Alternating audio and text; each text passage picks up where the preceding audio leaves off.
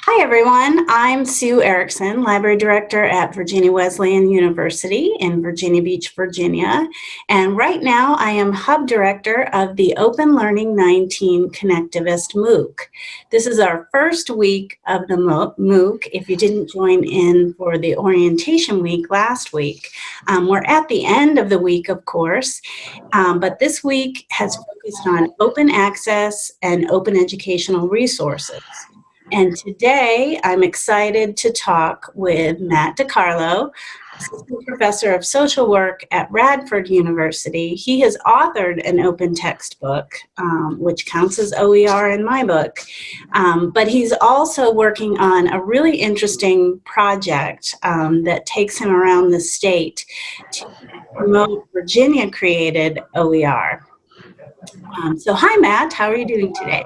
Hey, thank you so much for having me. I'm doing pretty good. I thought I would start by asking you about how the roadshow is going. Cool. Yeah, definitely. The roadshow is something I'm really excited about. Inside of social work, and I don't have data to back this up, but I'm pretty sure it's right. There's just very low information about OER. Obviously, there aren't a lot of OER textbooks. Mine was the first. There's technically one that's more of a course book that just came out as well. But that stuff is changing. So the goal of the roadshow is to try and get Virginia institutions to take advantage of some of the supports that exist inside of Virginia higher ed that Viva's done a great job of providing for us to promote OER within the discipline. And social work is obviously a discipline that focuses very much on social justice. And it's a pretty easy case to make the economic justice case for textbook cost and OER. You mentioned Viva, and I forgot to explain what Viva is. So for those people who don't know, Viva is our academic library consortium across Virginia. So most of the academic libraries in Virginia participate, and our consortium supports OER, promotion, and also affordable course content through the resources that we provide. And I happen to be on the steering committee. So I was very excited to read Matt's proposal when it came through applying for the travel grant. So that's what Viva, the Virtual Library of Virginia, has supported. So back to you, Matt. Cool. The goal of the outreach is basically to, one, do some education for social workers just on what is OER, why should you care about it, what benefits does it bring to you inside of the classroom to either use a free textbook or, even better, adapt one yourself so that you have a customized textbook for the way you teach that class. And to try and build connections for future OER endeavors. As somebody who worked on an OER project alone, you can do that. It is very challenging to do that. So having partners in crime who can help you with that is really helpful. So I started off here at Radford, which is my university, talking to some of my fellow faculty here, which went really well. We got one person who was already using my textbook who's going to throw a review onto the OTN library. So Viva has been really helpful in providing stipends, small stipends for OTN textbook reviews. And I've gone to 4 other campuses at this point, mostly small BSW programs, which is our bachelor's in social work programs across the state. So we've gotten a couple of more open textbook library reviews out of that. But one of the great things about that is that it sort of dovetails with a study that I've been doing and that we've been sort of promoting as part of it, which is a textbook cost study. So one of the problems with open OER is that sure, people aren't aware of it and it's all wonky, copyright, should I care about that? So what I'm hoping to do out of this is really to help build the case for why this is a problem on their campus. So as part of this, we've had all of the institutions that we have had talks at have participated in this. Some of the student rates have been lower than others. But we've gotten really good data. So the thing that we're doing after this is presenting to VSEC, which is the Educational Consortium for Social Work Education in Virginia, sort of putting that together in a report, and then really trying to make that case to the administrators of the programs in the state that, look, OER is not going to solve all of your problems, and there aren't a lot right now. But this is something that textbook costs are a thing that you should care about, and that OER is a part of that conversation. So when you're thinking about curriculum transformation, when you're thinking about course redesign, that this should be something that is at least a part of that conversation. And I think that stuff has gone really well. So I'm looking to expand the roadshow next year. I have my first webinar outside of the state at UT Arlington. And I think I was recently at a social work education conference, and I think there was a lot of interest in having webinars and virtual trainings at different schools of social work around the country. That's fantastic. And I think you were at an Open Ed symposium in another state recently as well. Is that correct? So the Open Education Southern Symposium was it was kind of like a webinar. So it was done through the University of Arkansas. So I really talked about my project, Open Social Work Education, and a lot of the stuff that we're doing as part of that. More to talk about like OER-enabled pedagogy and like what different open OER projects might look like. So cool, you can get textbooks. You can work on textbooks with students. You can work on smaller resources with students. You can do trainings inside of your department. You can become part of OER committees. So just lots of different things that you could be doing just to sort of throw out ideas for anybody in any discipline. That it's really easy to get started in OER, and it's kind of addictive. So like once you start one project, you sort of buy in and you're like, yeah, this seems good. I'll start doing some more things. And there's just, yeah. So that's sort of what that's about.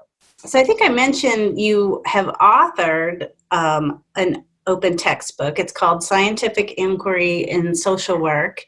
And it looks like a great textbook that covers a lot of research methods in the social sciences, so could potentially be adapted to other disciplines. Have you had any inquiries about that yet? I know your textbook, it looks like it just went up on the OTN site, the Open Textbook Network site in 2018.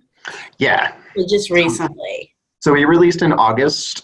We are on 15 campuses already, which is that's great. Congratulations. People really don't like the research methods textbook, so having a free one is really good. I mean, research methods is like it's the low-hanging fruit of OER.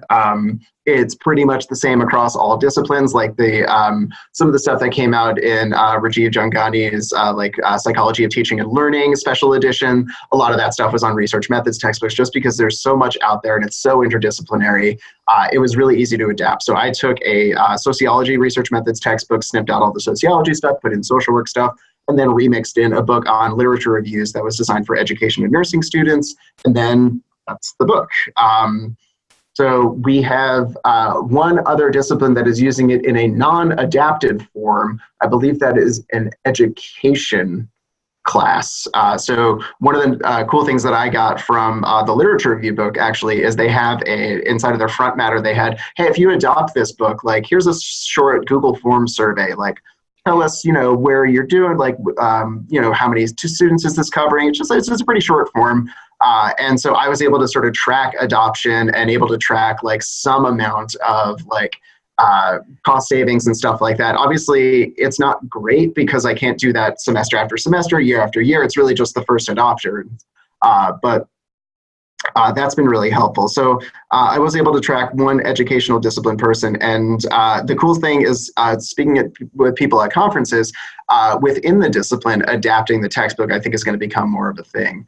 Because it's in Pressbooks, you can just take the XML and clone the textbook on your own and then edit anything you want. I had somebody come up to me and was like, I like your book, but it's a little long. I was like, okay, cool. In a very nice way. They were not being a jerk. I was like, yeah, that's great. Like, she's like, would you make it lower? I was like, or make it a little shorter. And I said, yeah, I mean, I've considered doing that, but like, also you could do that. Like, it's very simple to edit a Pressbooks book. So like, I think adapting within the discipline, although it sort of fragments the original book, is kind of the whole point. So yeah. Yeah, it's the remix part of OER, and that's the fun part. So, and I love your own example where you worked with two other disciplines, pulled content that worked for you, snipped out what didn't, added your own examples for your discipline. That's a perfect example of remix. And so for anyone listening who's new to OER, that's a big part of the party that is OER. Well, Matt, is there anything else you want to share with us about your experience with OER? This is part of our OER week, Open Access in OER. So anything you picked up in your travels that you want to share? Yeah, definitely. So I think OER research is sort of an important component. So I'm a teaching and research faculty here at Radford. We're a teaching school, so like research about teaching, dead on.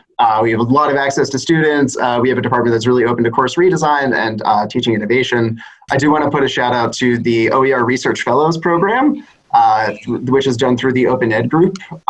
So they put together a group of people who want to do OER research that call for applications. Comes out sometime in like late April, early May. It's a little bit challenging to find. You basically have to stalk John Hilton on Twitter. But it is really, really worth it.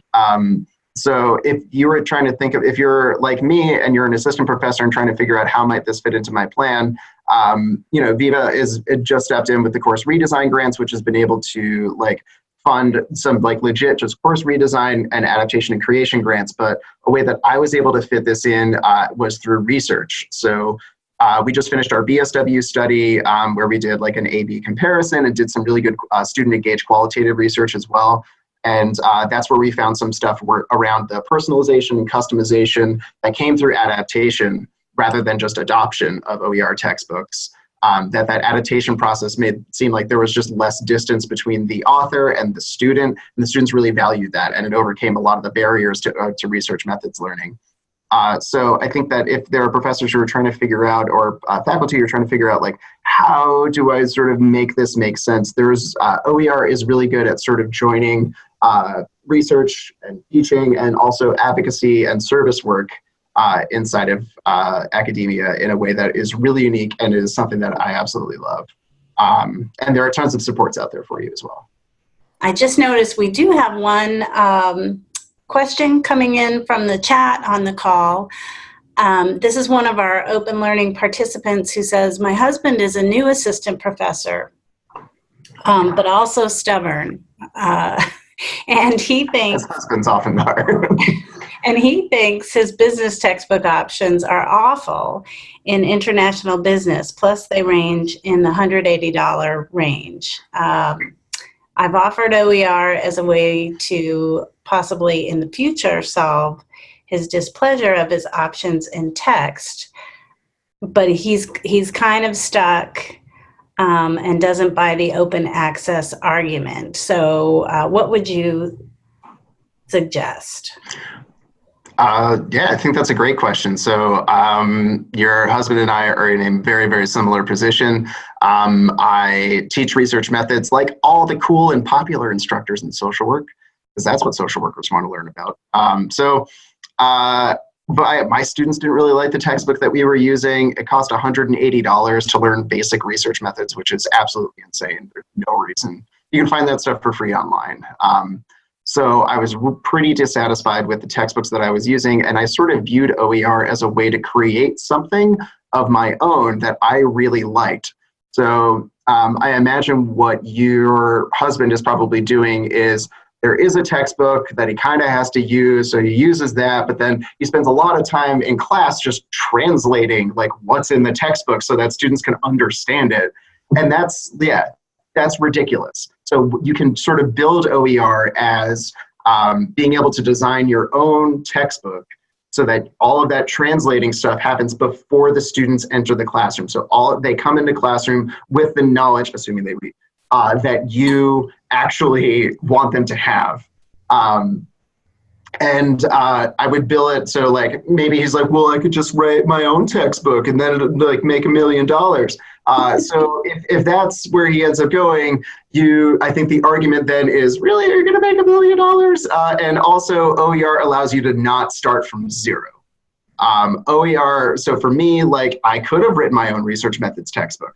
I could do a lot of things, but I'm not gonna do that. So for me, the textbook that I ended up with is maybe like 40% original content. I did a thorough edit of absolutely everything that I adapted. None of it is the same way that it was before, and it's all serving maybe a different goal of social work research, but I didn't have to start from zero. I could copy and paste stuff provided I provided proper attribution and abided by the licenses, and that's basically the argument that I would make. You've hit the question spot on, and I think one of the things that OER helps address that you've been communicating really well is helping people manage their time. So you find what's good already out there, reuse it, repackage it, add your own spin on it.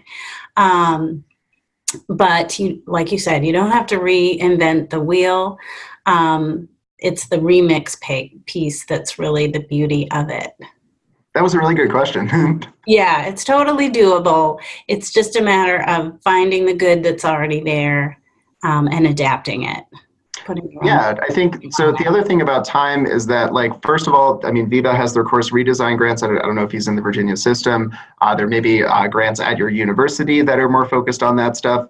But a lot of times people will tuck an OER project behind their ear for when they have sabbatical time, or when they have like other just time away where they can work on a thing that they want to do. Another thing that I did to get support for that is, again, rolling the, oh yeah, is that tech? Yeah. Tell him to talk to Anita, and Anita will bug him. That's Anita Walls at Virginia Tech in the libraries.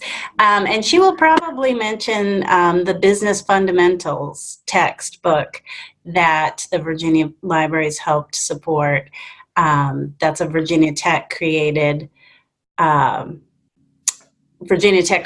open textbook, and that might be one place to start. If he wants to do OER research, you can fund the creation of an OER that you would eventually then test with a more, and you can do that with, like, I did that with small internal research grants. So that's another way of getting a funding stream if you don't get one through a specific OER funding stream. This has been great.